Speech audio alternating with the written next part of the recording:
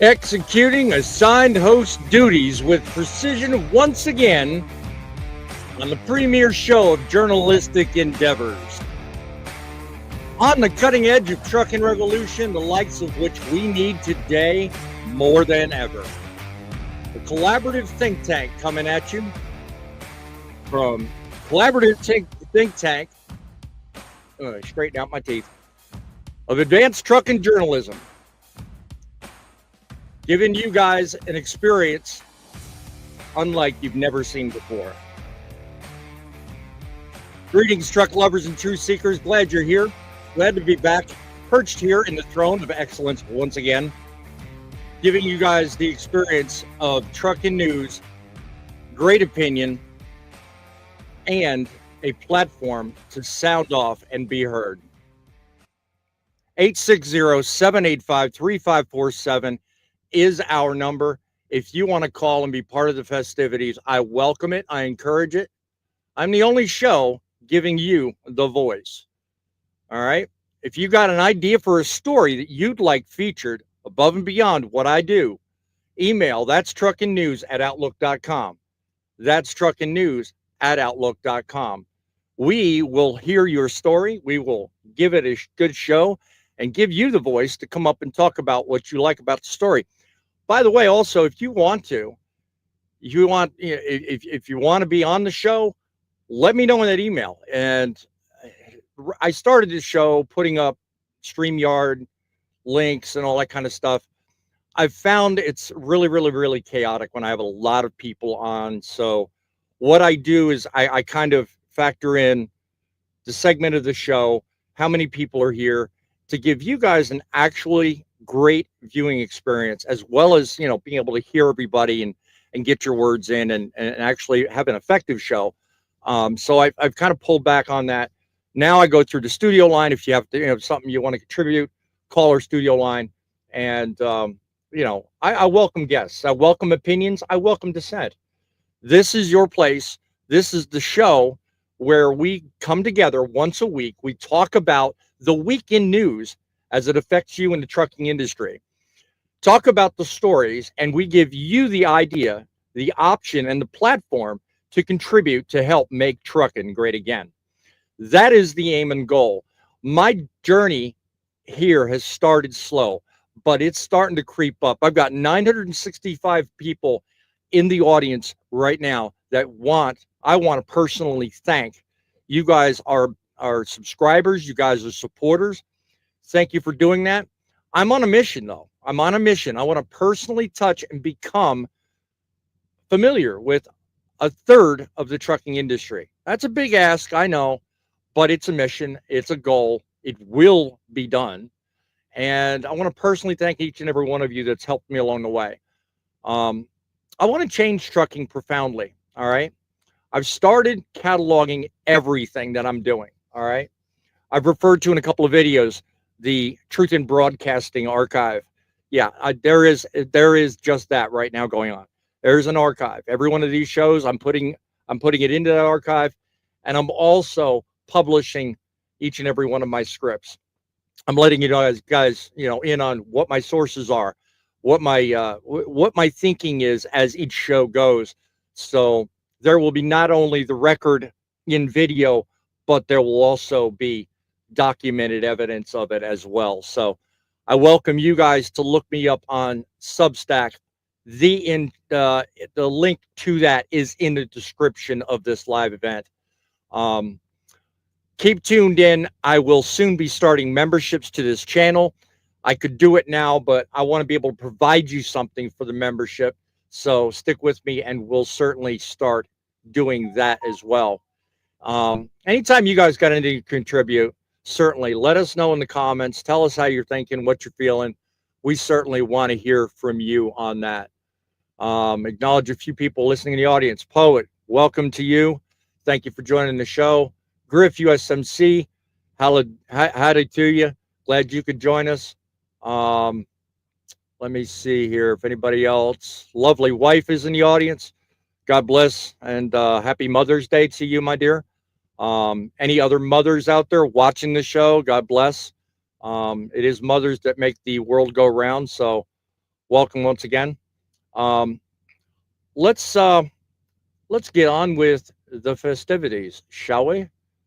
I want to start this show off with a unimaginable bang.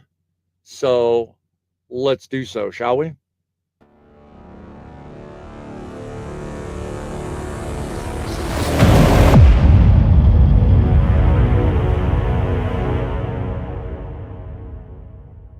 Tonight's show is not your average show. Tonight, we're talking about high stakes, hard truth, and headlines mainstream won't touch.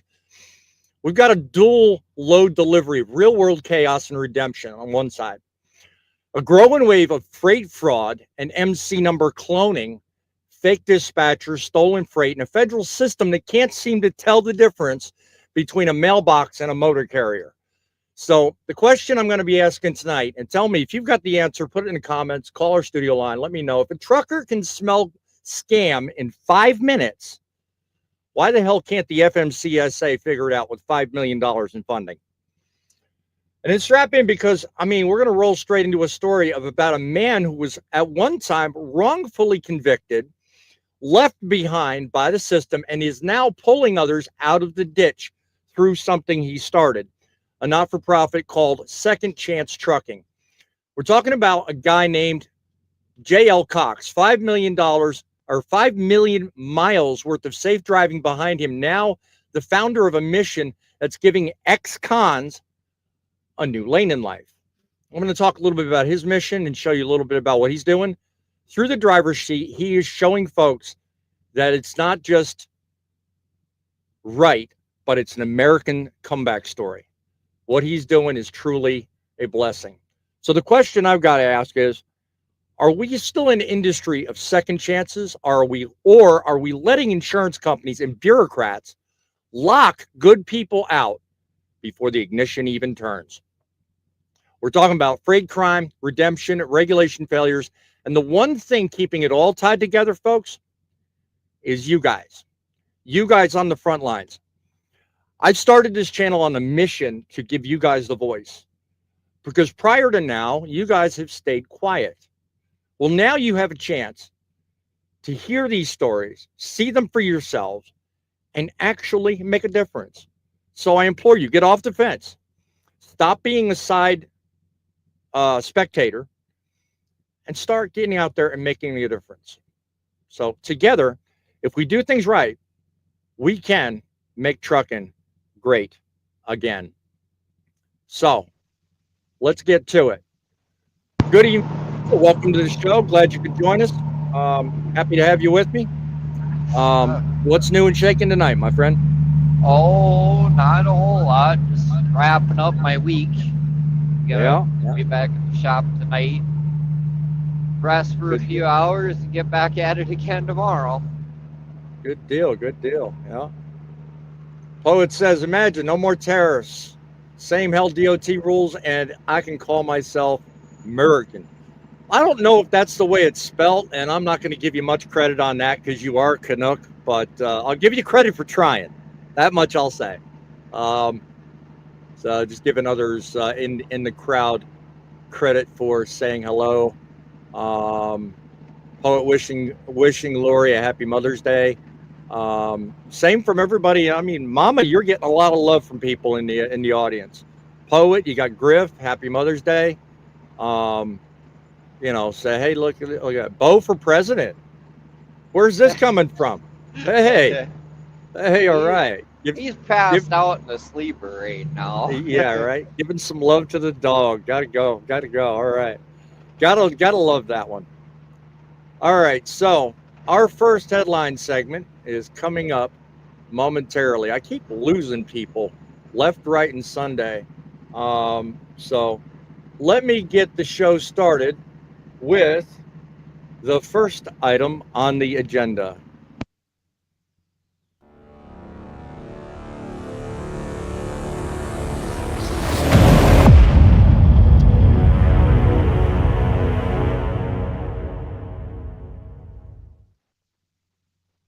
The first item on tonight's agenda is something you won't see put on the 6 o'clock news. But they should, because it's about redemption. It's about real grit and one man using his scars to pave a path for others. That's right. It's what I'd referred to a moment ago in the open about Mr. Cox. As soon as I can get rid of this, we all learning, folks. Bear with us. Meet Mr. J.L. Cox, more than 40 years behind the wheel, over 5 million safe driving miles, and the kind of resume that should earn you a gold watch and a hero send-off. But instead, he got a cell block. Convicted for a crime he did not commit, years stolen from him, freedom ripped away, the case tossed out because it was bogus. Okay, but what came next? That is what the story is, and that's what I'm really encouraged to highlight, because he didn't just fade, and he didn't just fold. He fired up a mission, and today he's the founder of something called Second Chance Trucking, a nonprofit hauling a load bigger than any flatbed, helping formerly incarcerated Americans get a second chance shot at life through the driver's seat of an 18-wheeler. This man turned injustice into an ignition switch, and now he's pulling others out of the ditch. That's not just a feel-good story, folks. This is an American trucking story at its finest. A reminder that some of the best drivers in this country don't come from Ivy League style lifestyles. They come from broken systems with something to prove. They comprise everyday people. You, me. They are people with skeletons. They are people with great stories. So I wanted to bring that to your attention. Let me ask you something. Do you think, or have an issue, and I want you to tell me in the comments or call our studio line, do you think that every former inmate who earns their CDL deserves a second chance? Do you even think the industry has a place for people with a criminal background? Let me know your opinions on this, because I have said in some past shows that I have a little bit of an issue with that. But you know what? Second chances are a thing. I've received second chances myself, not because of crimes, but because of other things that will take too much of this show to explain. But you know, second chances are a thing. So tell me in the comments what you think. Good evening to the grumpy old trucker. Welcome to the show. God bless you. Glad you're with us. What's your thoughts on second chances? What do you think about that story? Depending on what the crime they were convicted for, if they're willing to actually retrain and relearn to be able to go out there and do what the law says, right? You know, I'm for it. But right. You know, there are some, no matter how much work you do with them, you give them that second chance, and they take a mile. You know, and that's the chance this gentleman's taking. You know, and SAT program, I know I've already heard it is being basically done away with here pretty soon. So that's not going to be a thing on that. No, I don't know the conditions on that. I mean, but you know, in terms of J.L. Cox, I mean, or LJ, or I forget how his name is worded now. He was wrongfully convicted. So I mean, he had a conviction, he had a record, but they found out the case was bogus after the fact. So I guess just with all the turmoil he went through, he was inspired to help others. So kudos to him for that. But I know I've said on other shows, you know, I mean, if you've got a criminal background, it's probably a very dicey thing to try to get in, because chances are you might not. But, you know, I tend to agree with the way, you know, you opened your comment up. But, you know, hey, look, it depends on what you're convicted for. I mean, exactly. If you're dealing with a crime that, you know, you're reoffending, and no, this is not the kind of profession for you. No. So, you know, that being said, let's welcome some other guests in, and we're going to look at some of the comments here. Thumper, welcome, bringing him back up. What's your take on this one, Thumper? I mean, do you think the trucking industry has any room for those individuals wishing to get a second chance? What are your thoughts? It's a touchy one. Honestly, it really is. I mean, what are you convicted for? But also at the same time, I kind of believe a lot of people deserve second chances. I know with that SAP thing, it was DUI. A lot of them were DUI related. Well, it's who doesn't like to go out and have a cocktail once in a while with their friends and when they're out, when they're off. And yes, you made a decision to do something that is against the law, but if you learn from your mistake, why not get that second chance? True that. But see, that's the differentiation that needs to be clearly made here. There is one thing like a mistake. We all make them, and I mean, who doesn't make a mistake nowadays and want to make up for that mistake and come back a better person for it? Another entirely, when you talk about somebody who's got a criminal background and a propensity to commit the same crime. Welcome to Last Dollar. What's your take on this? Well, first things first, happy Mother's Day to all the mothers. And second, amen to that. Second chances. I believe, just like Grumpy said, it all depends on your crime. Exactly. Exactly. And if you're willing to change to better yourself, I welcome you out here. Yep. All right.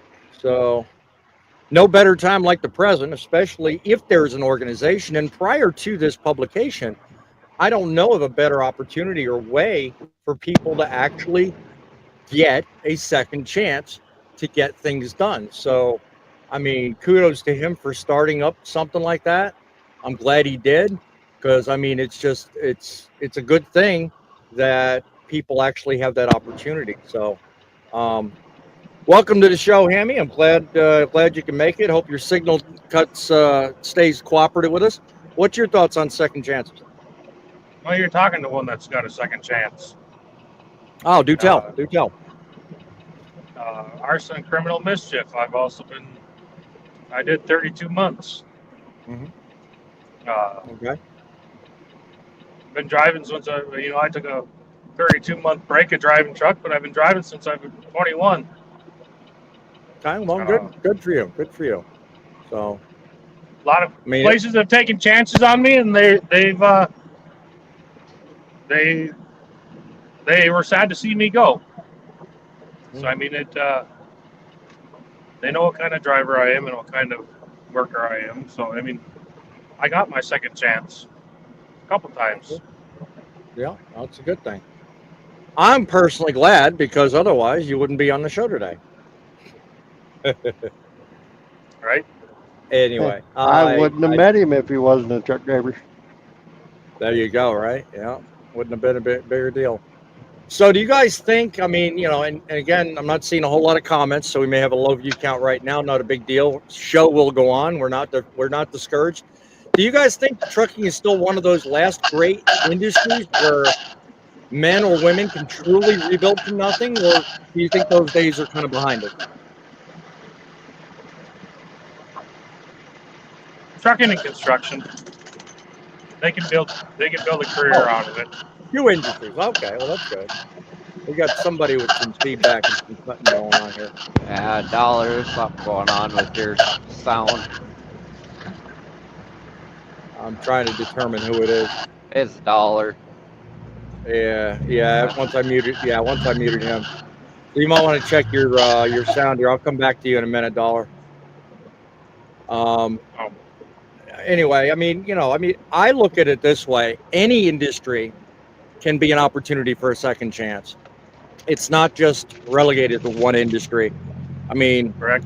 If you truly make a mistake, you realize the mistake is yours to make, then, why not at least give somebody the chance to do the right thing? Other than that, you're done. I mean, I don't believe in more than two, okay? But, here's a stat that'll raise an eyebrow.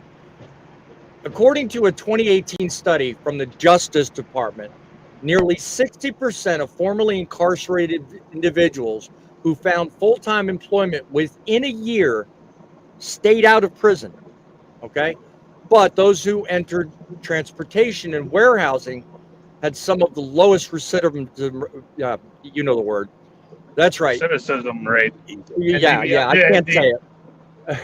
To be honest with you, it gave him direction. I would, if a felon came to me, if I owned a trucking company and a felon came to me, hey, I just got released, I'm on probation, I'm on parole, I'm on probation, right? What can I do?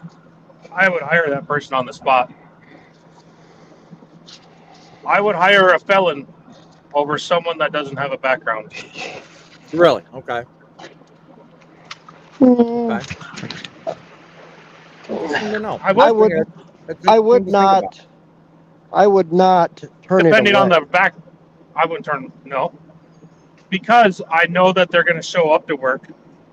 They have to have employment on parole and probation. They have to follow things or they're going to go back. I would, someone on parole and probation, I would absolutely hire it on the spot. Okay. Let's check some of the comments, see if I've looked over for Bo Bumper. Griff comes up, says, if everyone screwed up, I'll be nice about it, screwed up sometime and deserves a second chance to better themselves. I'm glad you're feeling that way. Seems to be a pretty general thought and, belief going on. So agreed, Hammy, agreed. Poet agrees with you. So, I mean, we're good on that. So whatever you said, Hammy, good point.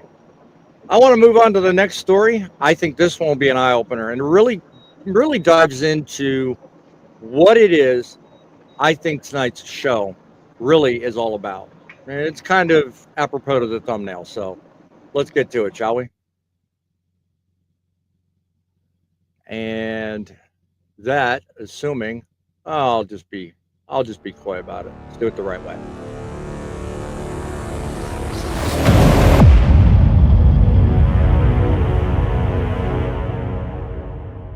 The name Tanya Iser has been thrown around quite a bit here lately. She's gotten herself quite a name, and a good one at that, let me tell you, because she's done some investigating primarily in the areas of crime and bureaucratic stuff. She's cracked open scandals left, right, and sideways. So what she's done is she's done she's covered things from wrongful convictions to police misconduct, you name it. Okay.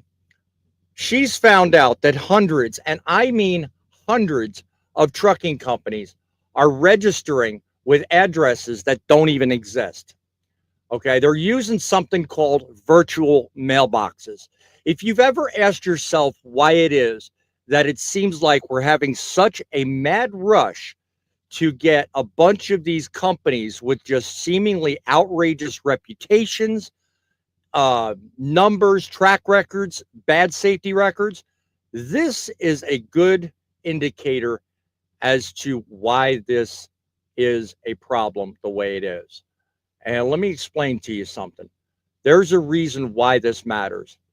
And I'm gonna introduce you to just what I think is something we really need to pay attention to. And this is important. So let me just go ahead and play this so you see firsthand, and don't just take my word for it. This is actually happening nowadays.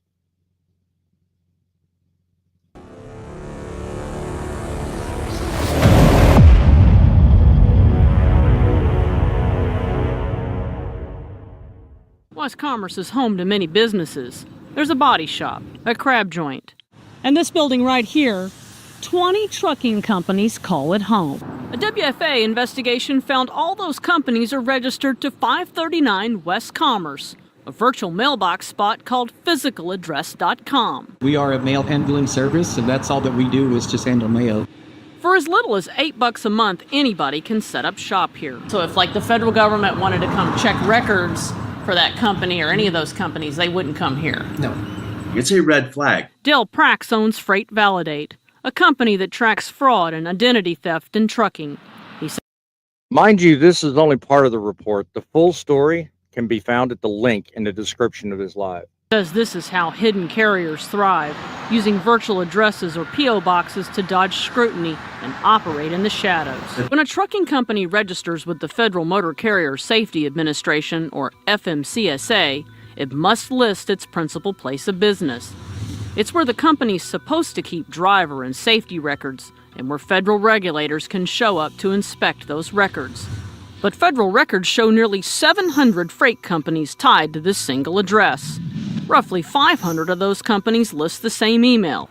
Just because a trucking company uses a virtual address like here on West Commerce Street doesn't mean they're up to no good. Some of these owner-operators live in their truck. So a lot of times they will look for, hey, I don't really have a physical address. Fraudulent carriers have 80% higher crash rates. FMCSA said in a statement, the agency has confirmed that the address is a legitimate business address for a motor carrier consultant who represents many small motor carriers based in California. We need to know who's behind the operation of that company. So why does this matter? And why is this even a thing? Because when you register with the FMCSA, you're legally required to list a real physical address location where inspectors can check your logs, reports, and everything else. It's not just a formality. It's a foundational requirement to operate. And Tanya has made it her mission to explore why it is that companies are getting away with things at the rate that they are. Yet these companies still registering with P.O. boxes, strip malls, and you name it.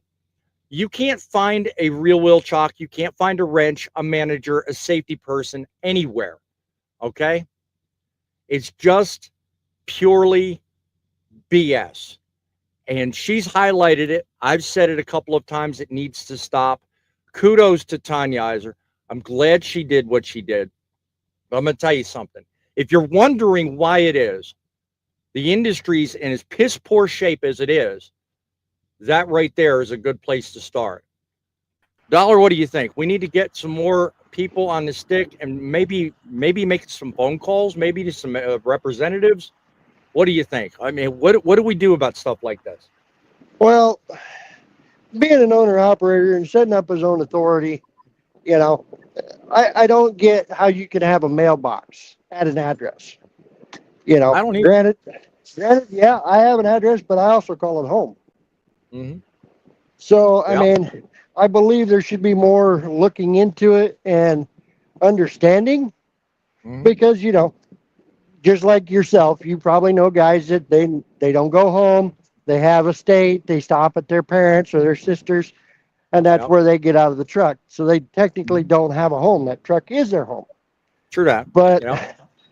But at the same time, how far are you willing to go?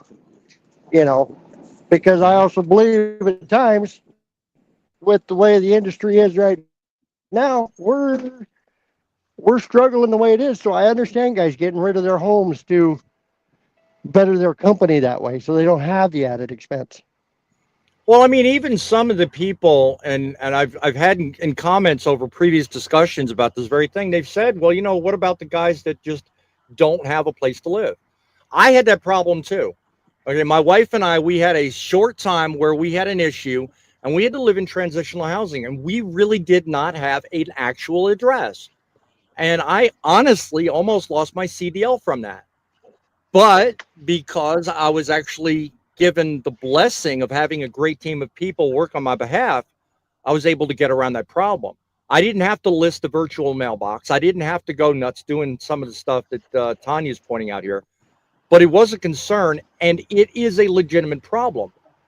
But yet, there are companies, and I don't have the record to prove it or, say it's something that we're dealing with right now, but there are people that actually have no other job but to provide a virtual mailbox. And there are companies, I kid you not, that have possessed over 700 addresses that are all just trucking companies. That's it. Well, You it's can't not, tell me 700 trucking companies have the same address, the same email, the same everything. There's got to be a limit. I mean, I get that people need an address, but 700 of them in one place? how about the guy that has 1,000 of them in the same address? Yeah, I'm sure. Same And email. I think it might even be on the same video, but I shortened up the whole thing so as not to overwhelm you guys with a bunch of information. So, yeah, that's what you saw was my shortened version. I mean, do you But think the FMCSA is just overwhelmed? What do you think is going on here? I believe it's overwhelmed. I believe there's things that the government has allowed because, I mean, really, if you're getting a physical address to have a mailbox, that's not technically not allowed, Yep. but they're Yep. allowing it. Yep. So, but you know, and what about these people that live out of country that come over here that have an address that is here in the States, but everything else is overseas. Yeah, we're going to get some of that in upcoming stories. But Thumper, what do you think? Do you think the FMCSA is overwhelmed? Do you think something needs to be done to improve? What are your thoughts? The answer of it being improved is really simple. I mean, you look at StreamYard, look at Discord, look at Facebook, TikTok, all those stuff out there. You can't enter the same email twice. True. For two different accounts. So if we have the technology and doing that for regulating us normal people, why doesn't the government have that? True that. Because there's a lot of stuff that you can sign up for, and you can only put the address and say, oh, this address already exists. Oh, this email already exists. So why can't they take that technology and put it in that website? And what it kind of goes back to what I was saying a little while back about one number, one person, Social Security, MC, DOT, the whole thing. Yeah. Why should we have all these different numbers and policies giving everybody the very loophole that's caused the problem we're looking at? So, yeah, I do understand, and I have seen this. This is outside of trucking. All right, this is other companies. Like there is. Well, let's use my company for example. Right. We're 5 different companies that piggyback off each other, but they have the same address. Right. They have the same owners. Yes, but it's 5 different ones. So like SBL Trucking, I'm not saying real names here. So I'm trying to think of names off the top of my head. SBL Trucking owns all the trailers. Bob Joe Smith Trucking owns all the trucks. And Repair R Us does all the repairs on the trucks and pays for the fuel and stuff like that. So there is ways to do it, but you got to be smart about it. True that. Well, let's put it in simpler terms. The honest get screwed. The crooked always make money. It kind of goes with something I said on TikTok last night. I do have a TikTok account. My grandfather years ago used to say, locks are only for honest people. But if you take and port that over to the trucking argument, if you provide a system by which honesty plays against 90% of what you do, everybody's going to rape the system. Honesty does not exist today. So, kudos to my grandfather for pointing out the obvious. Right, locks are for honest people, but for every lock, there's somebody designing the pick to get past it. Well, but really, you sit down and look at it. Do you want to leave your vehicle sitting in a place that they're going to bust a window, or do you want to leave your vehicle unlocked? So, exactly. So I do want to say one other thing on top of what kind of relates to what we're talking about. Because there was something in that story that caught my attention. What's that? You and Dollar touched a little bit. There are truck drivers who don't have a home. Okay. how do they renew their CDL every year? You gotta, if you renew it in a different state or something like that, you gotta have two proof of forms that you're There's at that got to be residence. there's got to be a workaround. I mean, because there's but the virtual addresses don't cut it. And PO boxes, I agree, should be outlawed. There's got to be another way. There's got to be a change in the system, because if 1,000 people can register virtually the same address, differing numbers, and have phone numbers, it's something that's coming up. So stick with me. I'm going to prove my point here. But they literally have a bunch of people changing records in these databases and using over and over and over again the same freaking phone number. Grumpy, I mean, should the FMCSA be held responsible for approving these conditions? Just like we're talking about, fake addresses and fake businesses. Obviously, they're not checking. Should they be held accountable? Well, obviously, it's not doing a whole lot of good to get on their case, because they're not keeping up with what they've got already. Nope. We push and push. We've even got our, current president pushing issues. Yeah. And they're like, well, we've got to wait. We have a waiting period. We've got to look this over and all that. And then it gets thrown away and nobody knows nothing. That's part of the problem. And I did catch one thing with that video you were showing. What's that? There's a key word in there. California.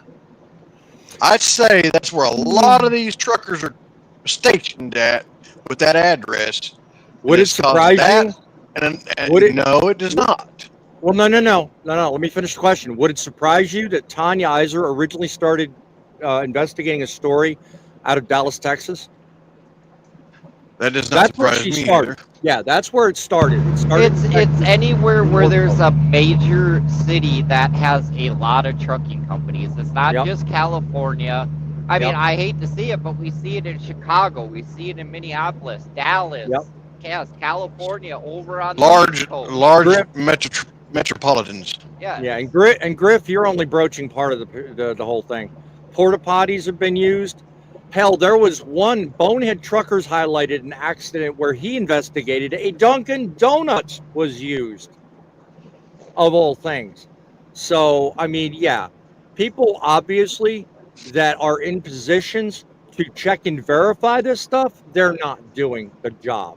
Okay, Elon found billions, so far $166 billion for fraud in the government. I say we need to have DOGE go a step further and get rid of the people in places of power that have a responsibility that choose not to enforce that responsibility. I think it should go further than that. Put in the comments what you guys think. Poe goes and says his math ain't making. Well, again, remember, you're a Canuck. There's only 50 states in the U.S. Just say it. Just picking on you, Poet. Make trucking great again comes in. Most drivers don't have a home. That's a problem. Yeah, we just talked about that. There really clearly does need to be something caught to address that problem. Because you know what? Some people actually do give up the real estate. And they put themselves in a metal box flying around the country. I get that. Pilots are the same way. Anybody that's mobile, they've got to have a way of being able to account for that. How we go about that, I don't know. There are people paid bigger dollars than me to figure those logistics out. But having the ability to skirt a loophole that leads us to where we're at now, no, something's got to be done. So if you've got a solution, let me know what it is. I mean, it's also... Majority of drivers have a relative that they have their mail sent to. Yep. Correct. Just saying, throwing that out there. Yep. Don, any words before we move on to the next story? What are your thoughts? Hey, I used to use P.O. Box, so I got away with it for years. But I now know that here in Ohio, like Poet asked me in the comments, you don't go to the office for an audit anymore. They come to you.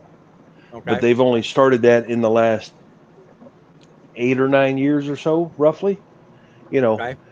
That's how I got away with using a P.O. box. I mean, I didn't want to use my home address because I didn't want every Joe Blow knowing where that truck was from, you know. Right. Yep. But Yep.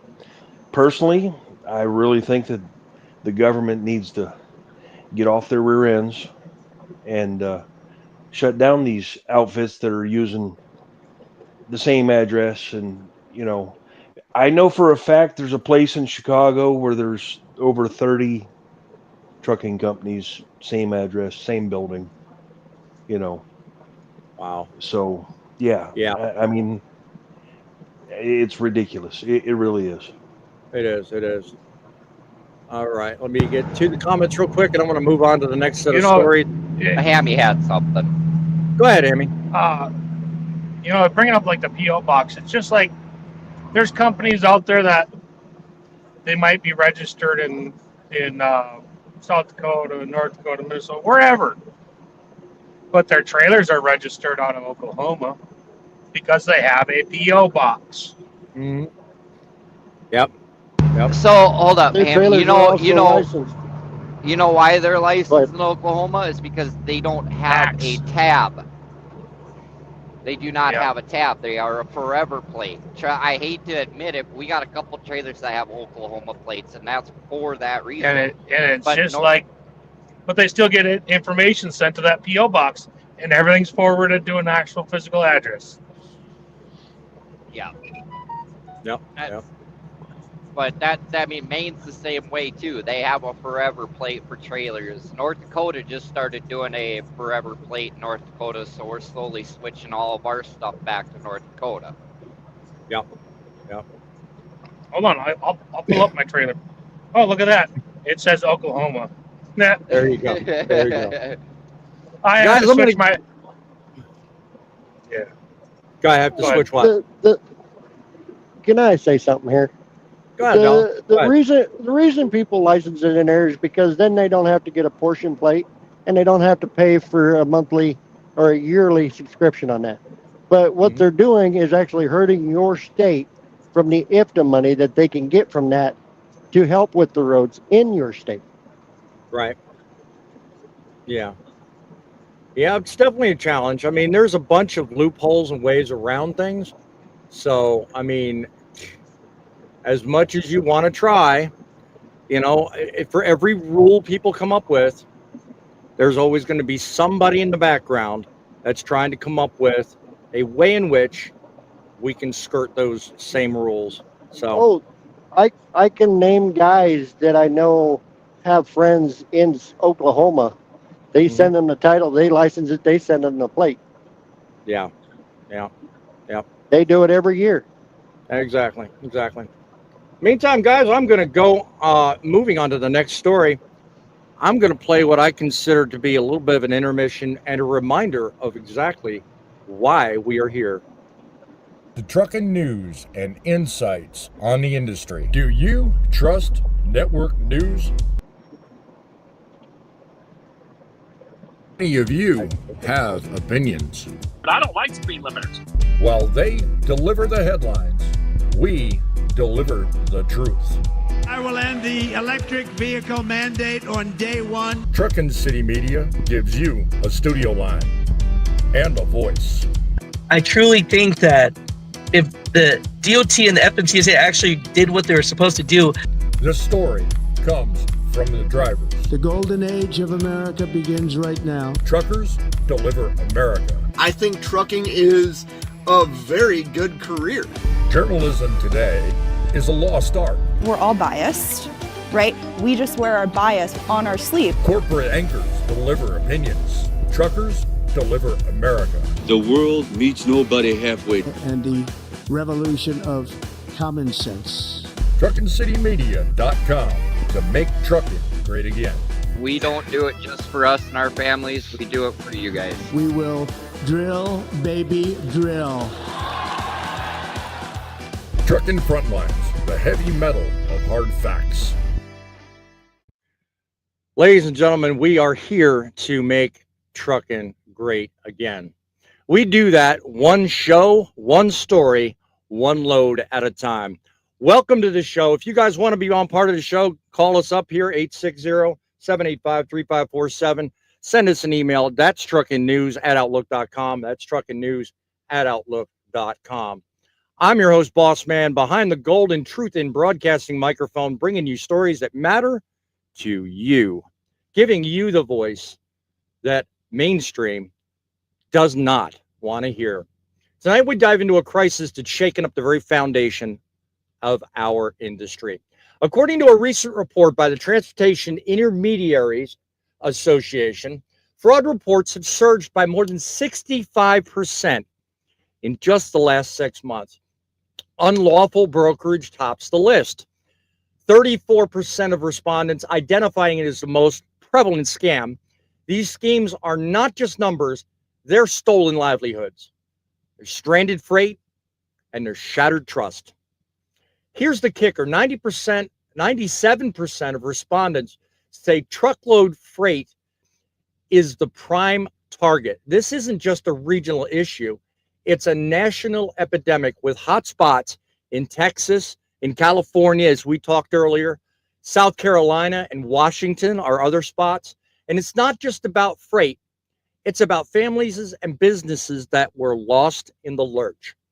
So my question to you tonight is our, if I can get my words straight, are our current systems and regulations equipped to combat this rising tide of fraud? Are we merely patching holes in a sinking ship, or are we just giving in to the Wall Street, what I call juggernaut?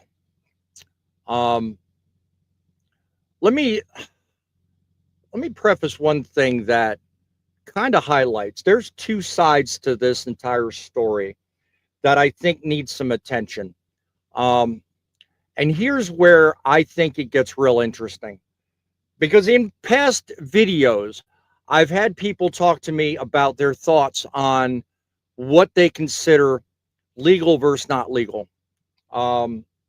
Where does fraud get the opportunity most easily? And people don't seem to agree with me on this, but I think double brokering is one of the biggest problems that allow fraud to perpetuate itself. And here's the reason why I say this. The worst kind of double brokering is when someone takes a shipment from you, acts like they're a carrier, gives it to somebody else, doesn't pay the underlying motor carrier, and just disappears. So they collect the money from you, and then the other motor carrier shows up saying, nobody paid me. And that motor carrier still owed that money.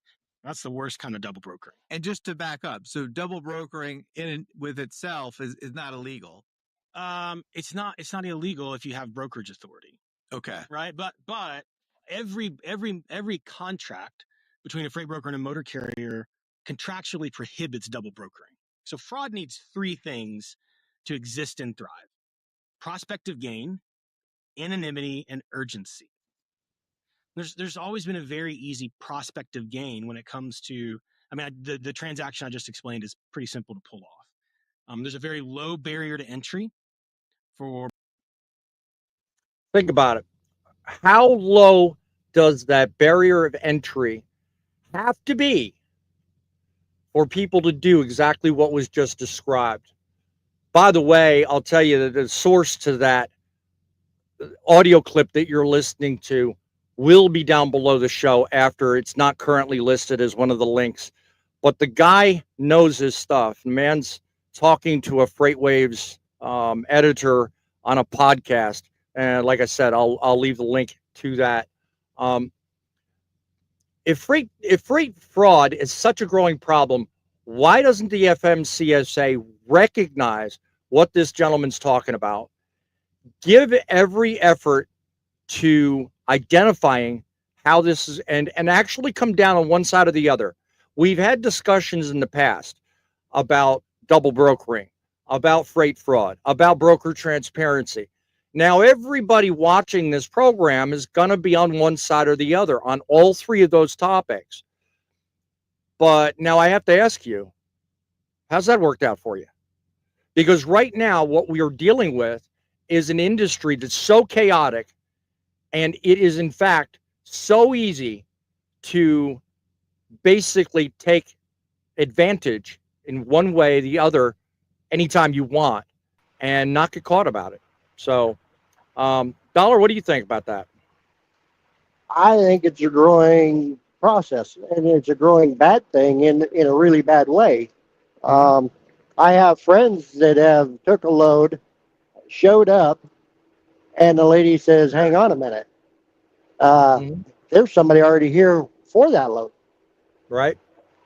And that's not right.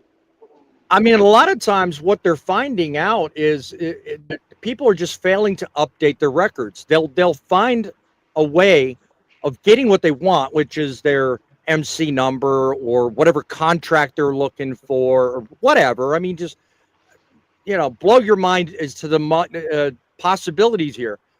But, if you don't update your records and if you don't keep current, how much easier is it for people to then use that to commit fraud or do the things that we're talking about? Well, I mean, look. Go ahead. Let's go one further. People that decide, okay, we're done doing this, we're going to change. They close their system out and somebody takes over their business. Right. I've got friends that own a trucking company. He spent 3 months running around to everybody that owed him money and found out that 9 out of 10 of them weren't in business anymore. Right. And he lost, not only that, but the drivers did the load. They have to pay the driver. Yep. So they lost $60,000 plus whatever they had to pay the driver. Yeah. Don, now look, if this is a system where, if it were a truck, okay, it had been parked in the back of a scrapyard years ago. FMCSA registration database is so outdated, scammers have figured out how to manipulate it faster than most dispatchers can run a load board. So the real question I want to ask, maybe you've got an answer, is why hasn't it been updated, and who's profiting from why things are so easy to get? I mean, all these loopholes to fraud. What are your thoughts on that? I think the mega carriers are the ones making all the money. Really? I wasn't going to go there, but okay. All right. Oh, I'll go there. After 30 years, I'll go there. I mean, granted, there are the mega brokers out there. We're not going to mention their names or anything, but we all know who they are. True that. And how I'm trying to think of the best way to put this and not get anybody in trouble.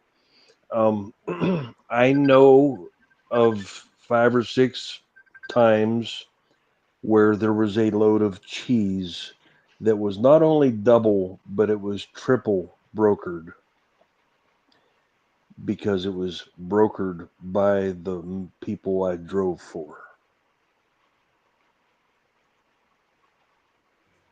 Ariana, if you're trying to call me for an emergency purpose, you better put a message down here in the comments and let me know, because I don't typically take phone calls other than my studio line when I'm live. So just saying. Anyway, just passing that message along. I tend to agree. I mean, honestly, we got to do something. We clearly have to. I mean, because you put into perspective the story from earlier, and with everything that we were talking about, just a minute ago, the fact that we do have people, from like second chances and stuff like that. I mean, there's just way too many open possibilities where someone can really game the system. I mean, clearly something's got to be done. We've got people in power. We have people doing an alleged job of authority, but yet nothing's being done. So, I mean, Thumper, what are your thoughts on this? Nancy Pelosi. She's profiting from everything. Well, I mean, yeah, we can sit here. Honestly, I can't give you an honest answer because of what I do. It doesn't. Well, as funny as your me. answer is, I mean, we can sit here all day and point our fingers, which I typically do. My first go-to every time something's wrong is I blame the big companies, big trucking, big tech, big government. It's easy to blame them. Why? Because they've got their hands neck deep in all the resources, and they've got the power to do anything they want.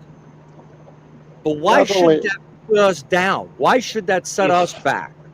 If you really sit and think about it, we are the ones to blame for not raising you-know-what with the government, because the government has made it so easy to get a brokerage license and get set up that any Joe Schmo can do it in less than 2 weeks.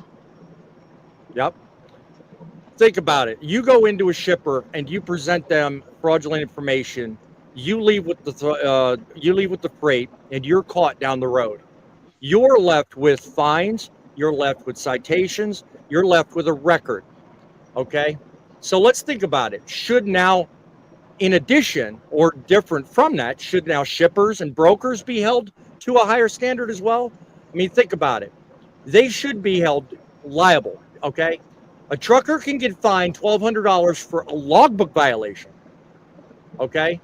But brokers can hand off 6 figures worth of freight to a fake guy walking in with obviously no real way of proving who he is, and nothing happens. I mean, that's not regulation. That's selective accountability, folks. And that is actually recorded fact. That has actually happened. I mean, think about it. We got to do something. So, kind of how you're explaining it, this is the way I see it. Let's regulate the truck drivers, but let everybody else do whatever the fuck they want. No, it's not just the truck drivers. I'm talking in that whole question and that whole explanation I just read to you. In my talking points, I not only included truck drivers, but I said brokers and shippers as well. See, right now, the big guys with the power can get away with bloody murder. It's you and me. We're left with the $1,200 fines, with the out of service for 10 hours. We're left with the consequences of ineptitude somewhere down the line. What's happening to the people in charge of those responsibilities, those decisions? They get a slap in the wrist and on they go with their day. Exactly. The question that I have is the mega corporations, these people that can go out and get bonded within 2 weeks, where is the advocates for the owner operators? Not only that, but the advocates for the drivers of these companies to make everybody accountable. Right? Griff says, be honest, I wish I could get a hold of some of the money these people get out here and hand it out, like make my life a little bit easier. You and everybody else. Poet says he's got 3 neighbors are leased on with Mercer, and they found a large loophole. Well, that loophole may be very soon closed because, thanks to Grumpy State, that may no longer be the case. Speaking of which, Grumpy left the house. Anyway, so Griff goes on, says you get a $75,000 bond. Okay, yeah, he's talking about the bond you need to get, and a DOT number. You can be a broker, or at least it is as one and the same. Yeah, I mean, that's, I think, what Don was referring to earlier. I mean, you have a responsibility. But see, the thing is, as far as I'm concerned, 75 ain't enough. I think that needs to go up. I think you need to put more skin in the game. If you want to be a legitimate business, why not? Because honestly, when you do the 75, you don't have to put all that money down. That's just what you put up as, what would go against you if a claim happens. I don't know. What does it cost you? 20% of that to actually get it or secure it? I think. I don't know. Yep. I'm assuming. You guys know probably better now, because I don't have it. I don't have the bond. I don't do the MC. Somebody else does that. So, I'm talking fruitfully, but, it's just like the whole insurance argument I posed months ago. We need people with more skin in the game, not just the mega carriers. It's real easy to sit here and point our fingers at mega carriers, but I think it was you. I think it was one of you earlier that said we got to blame ourselves, because we've been sitting here silently, just letting the system rake us over and not doing anything. It's Yeah, become I common. will. I will agree with that, but at the same time, you take the owner operators or the drivers of a small owner operator company. They don't have the money to go and lobby for all this stuff that they're getting away with. Right. I do believe we are at fault for it, but I also believe that we have a right to change it without having to have the money to lobby for somebody to vote in our favor. Yep.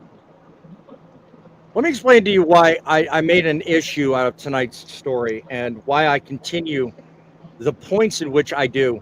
Because this problem isn't just a one and done problem. This is actually something people from outside of our own country are actually capitalizing on. And people inside the country have already figured out a way to get it done. Listen to this soundbite. This is continuing on from what I played earlier. Listen closely to this. For both a freight broker and a trucking company, so you can kind of get an MC number. And there's plenty of people that talk negatively about the FMCSA. I don't need to swim in that lane. There's other people that do it. Can't hear it. There's a low barrier to entry. It's fairly easy to get going. No, can't hear it.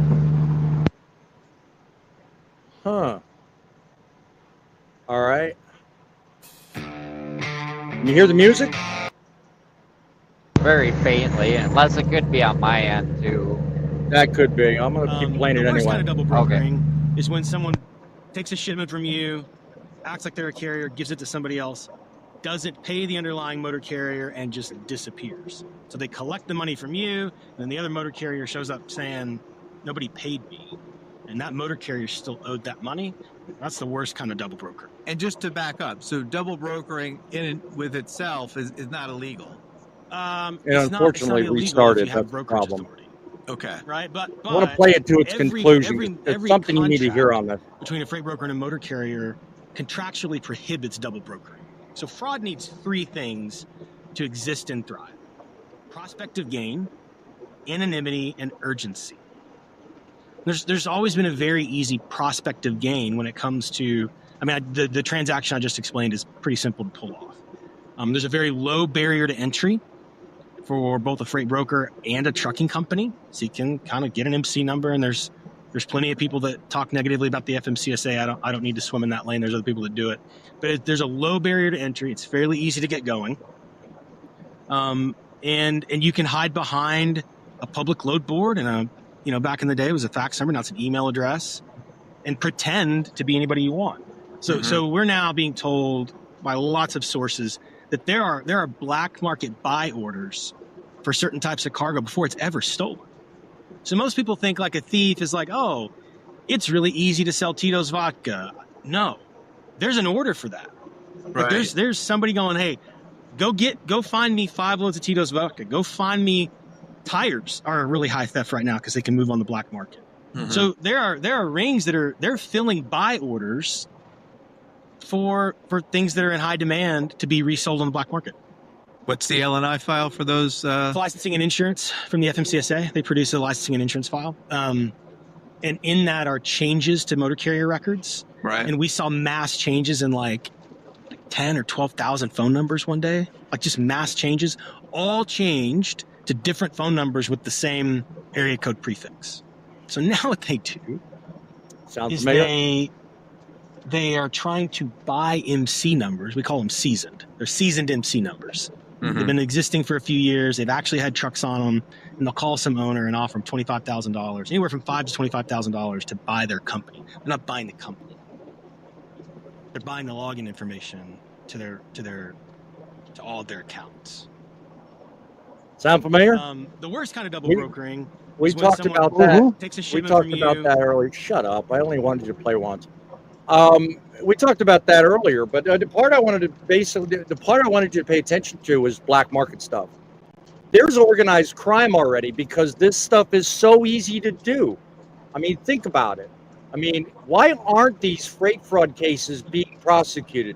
Why is it that it's gotten to the point now where there's an actual black market that specializes in doing what that man was talking about? What is going on here? I mean, and we're the ones that suffer for it. You want to know why the rates are as bad as they are? Well, that's one reason right there. Because if we had a handle on the freight that we were getting, we'd probably be trusted to be paid a little bit more for it. But because there's such prevalent fraud and no one can seem to identify who's at fault for it, do you blame somebody for not trusting us? Just saying. No, I don't believe that they shouldn't trust us. Mhm. You know, but I also agree that why isn't it going to court? Exactly. Well, I mean, yeah. You know, I can verify that a friend of mine had a load that he had to pick up. Well, the address that they gave him was going to a truck stop. Right. It wasn't going like anywhere. It's just like I opened the show with. Dude, people like you and me, we can spot a freaking fraud and a scam in 5 minutes. But these wizards paid millions of dollars, whether you're talking about corporate leaders or you're talking about government officials, they can't even find their way home, for God's sakes. You know, you remember in quite a few of my videos, I've always said, our industry will benefit if we have someone at the top who's done the job before. If we can spot this stuff in 5 minutes and we can come up with the solutions, why should we pay some Harvard grad or Ivy League wannabe who's never driven a truck, who has no idea what he's doing? It's no wonder they're not doing anything. I don't care. They're getting their Bahama vacation. They're getting their margaritas and Tahitis and all that. They don't care about us. They've never cared about us. They've always cared about themselves. As long as they can make money on it, what do they care about the guy doing it? Exactly. Can I be sarcastic real quick? Sure. This show is nothing but sarcasm. Go ahead. I'd like to get my maintenance bills down, so can I have the access to that black market for the tires? Right? Yeah. We need to get ahead on these tires, right? Oh, I'm serious. I mean, heck, I want to get on the black market for diesel fuel. No shit. I bet they're selling it for less than what they're getting it for. Yeah, I was wondering if there was even such a thing. Just ask Ronan about 3 loads of olive oil. Yeah, I'm sure I've heard something about that. Ronan, in case y'all don't know, he's the guy that runs ET Transport. He's got a YouTube channel. But here, I'm going to say something here also. I believe the FMCSA got overwhelmed during COVID, and I don't think they've ever got out of it. You know, because not only what the government not only what the government gave for people to come in and help and start doing this and getting paid and all that, they're backlogged. God bless. Keep her rolling, my friend.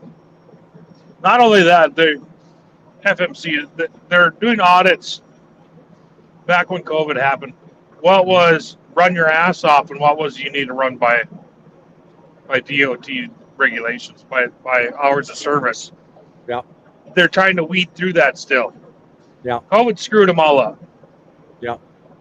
Well, the thing is me being an owner, my 2 years come up. You know how I did my audit? They didn't come to my house. We did it across the email. Why? That's interesting. Why? You gave me full control to sit there and go through my logs and pick out the weeks that I wanted to make it look better for me. Mm-hmm.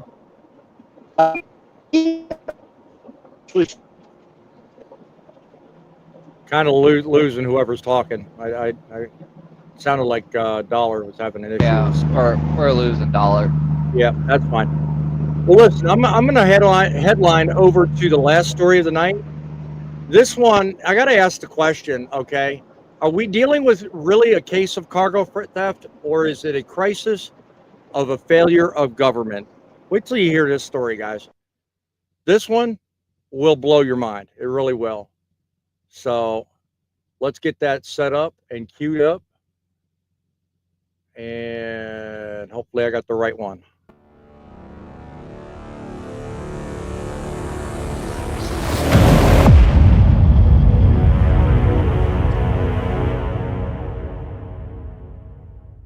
If not, we'll figure it out the hard way. What do you think?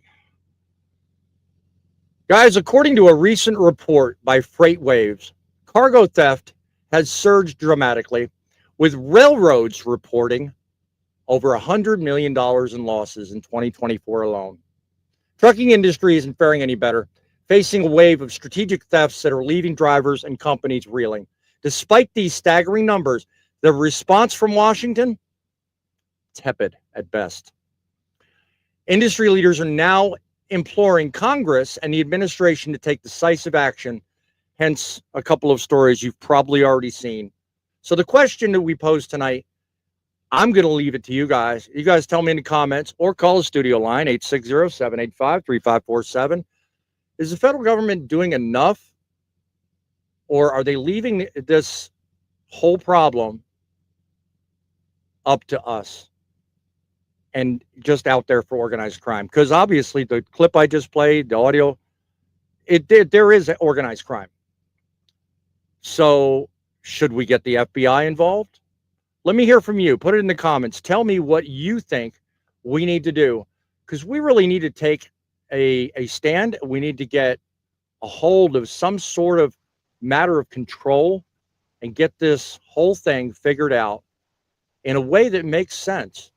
Because if you ask me, we can't keep running like this. I mean, FreightWaves has just dropped that theft is exploding from the rail yards to the reefer, to loads just like me. Over $100 million in reported losses just this year alone. Strategic thefts, identity scams, well-organized crime rings are targeting trailers like banks. Back in the old days, bang, bang, stick them up. Except banks have security systems and federal support. We got nothing, okay? Big players, rail and trucking, they've now joined forces and practically begging Washington for help. Bob Costello came up and said to Congress that this has got to stop. The systems are broken. Enforcement is weak. And when a truckload vanishes, what's the first thing they tell us? File a claim. Oh, yeah, file a claim. Wonder why our rates are so low and why our expenses are so high. We're told file a claim. Well, what kind of luck does that give us, Don? You file a claim, and what happens as soon as you do? Insurance goes up, you know. Exactly. Insurance already is mega expensive, and it's forecasted to go up even more. So here's the real question. Is this about theft, or is it about trust? What do you guys think? It's about putting money in somebody else's pocket. It's neither one of those. You think it's strictly the money? Yeah, it is. It's everything. It's all about profit. Like Don said, somebody files a claim, and not only does their insurance goes up, your insurance goes up too. Right. That's literally all it is. It's like, oh, well, we can't track it. I'm sorry. It's gone forever. So file a claim. That's why they tell you to do that. Hence where the whole explanation about black market buy orders. That's where that starts from, because once it's put in the insurance system, you write it off and move on. Yeah, but at the same time, at the moment you do, though, your insurance just went up. I mean, you sit and think about it. In the 1800s, what were easy targets for outlaws to take? Stagecoaches. Stagecoaches, exactly. We are the modern stagecoach. Now it's happening. It's happening behind the scenes. In the Wild West with the stagecoaches and the old Western movies, it was big guns and, horses surrounding the wagons. Today, it happens electronically. Today, it happens by phone calls and faking that you're somebody you're not. That's how the theft happens. You don't even have to touch the truck and you can steal the freight. You don't even have to touch the freight and you can get the money. That's the scary thing. Yeah, let's back up.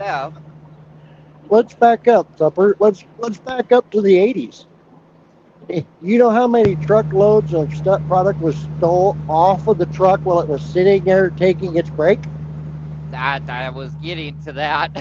Yeah. It still happens today. I mean, I recently just heard of. I didn't watch it. I heard of a trucker was taking a nap in his truck with a load of cattle. Another cattle pot backed up right into him and loaded his trailer and took off. No kidding. Yeah, but they got caught because the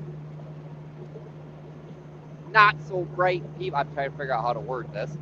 The not so bright people don't realize that cattle have brands. That is their ID tag right there. Yeah. So I mean, they got caught, but still, it's, that stuff still happens. So what is insurance? So when you call authorities and everything else, what's the first thing they tell you? File a claim. File a claim, exactly. Trucker Mike, I want to welcome you to the show. I want to take just a brief minute. Hold on just 1 second. I want to take a brief minute. Welcome Trucker Mike to the show. Just so you know, we're talking about freight fraud and all the schemes necessary to get around trying to be legal. Fake FC numbers, fake addresses. I encourage you to watch the replay. Been very fulfilling information. Thank you for being part of the show, Trucker Mike. Thank you for being a subscriber. Let me tell you something. We got some work ahead of us, okay? And I'll bring the panel up here in just a minute, all right? And more to your question, your comment, I'll get to in just a second. Trust is a system that keeps asking truckers to comply with more rules, more logs, more inspections. And yet the crooks are getting away with bloody murder. They're doing everything that they can to make all the money and take it from us. So my question to you guys, and you can put this down too, if the government can fund DEI programs for transportation and they can send billions overseas, why the hell can't they track who's hauling $200,000 worth of electronics down I-80? Just like I asked earlier, where's the FBI? Are we watching the consequences of a system that prioritizes regulation over protection, or is this just business as usual? Let me know your thoughts. Trucker Mike says, I don't think the government's doing enough, but on the same hand, it's us drivers that can do something about the cargo theft by getting an enforcer lock. Yes, there's a lot of things, and thank you for the suggestion, Trucker Mike. There's a lot of things we can do, but there's also just as much that we're not doing. To Don's point earlier, we got to blame ourselves in a lot of ways because we could step forward and demand more action, and we're not. And that's, I think, a large part of where the fault lies on our shoulders. What say you guys? I'm going to agree with Todd. Yeah. Go ahead. It's not just I don't do dead air, guys. Speak up. Can you hear me? We're gathering our thoughts. Give us a second. Yeah. Y'all slow gather your thoughts. I'm picking on you guys. Yeah, we can hear you, Hammy. But in reality, you really sit down and think about it. Who's to blame? Yeah. Really. Exactly. But how much blame do you wear? How much do you blame, and how much do you wear?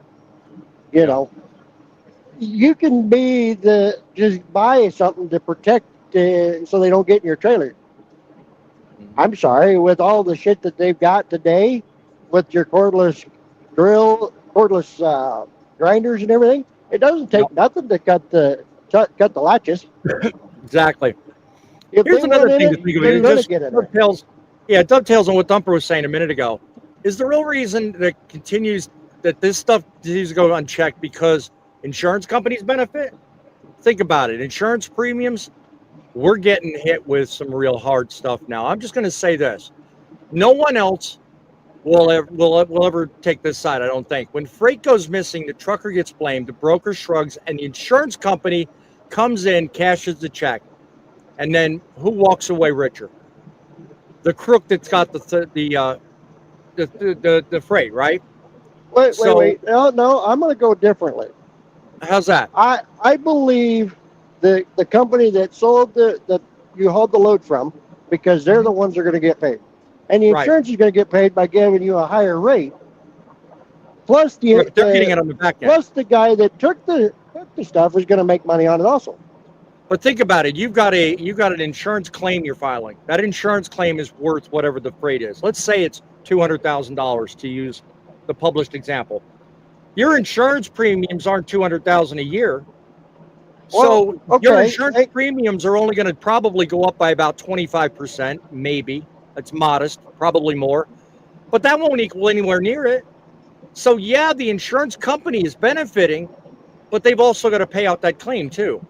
So honestly, the question is, who benefits the most? Well, mainly the company, the guy that stole it, really, in all respect. But yeah. Okay, we'll just take me. You know, the loads that I haul, I have to have $150,000 insurance on cargo. Right. I haul a load that's $200,000, and something happens, I'm out $50,000 out of my pocket alone. Yeah. That ain't including what the insurance is going to do to me.